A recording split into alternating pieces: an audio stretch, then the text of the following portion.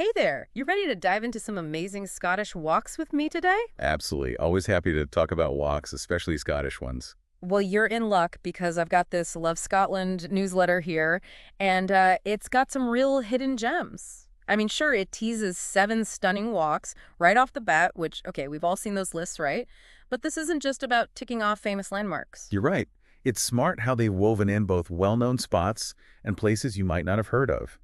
They even managed to mix it up, geographically blending inland hikes with stunning coastal trails.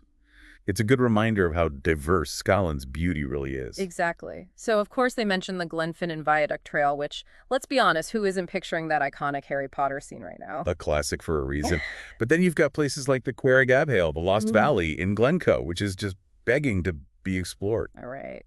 You had me at Lost Valley. Though that sunset walk along the Fife coastal path, I can already picture it. The golden light on the water, the rugged coastline. That just sounds magical. What about you? Anything in here catching your eye? I'm quite drawn to the mention of Tobermory Bay.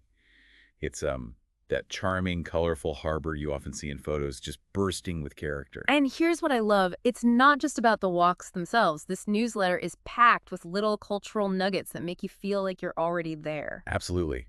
It's like they've sprinkled in these extra layers of discovery that go beyond your typical travel guide. Okay, for instance, did you know Scotland has its first vertical distillery now? In Leith, of all places. I did see that. It's a fascinating example of how distilleries are adapting, especially with the craft spirits boom. They're reclaiming urban spaces, often with unique designs. Leith, being a historic port, is the perfect blend of old and new for something like this. It's true. I hadn't even thought about that. Makes me think about how travel is as much about experiencing a place's evolution as it is seeing the traditional landmarks. Exactly. And speaking of blending the traditional with the unexpected, this newsletter mentioned something called the Dunmore Pineapple. Right. Okay, listener, I gotta ask what comes to mind when you hear that. Are we talking a building shaped like a giant pineapple? Or just named that way? Honestly, the mystery alone has me wanting to look it up. Me too. It speaks to that quirky side of Scotland, their little touch of whimsy you sometimes find woven into the history and landscape. That's what I love about this newsletter. It sparks your curiosity. One minute, you're picturing yourself on a coastal hike. The next, you're Googling pineapple buildings.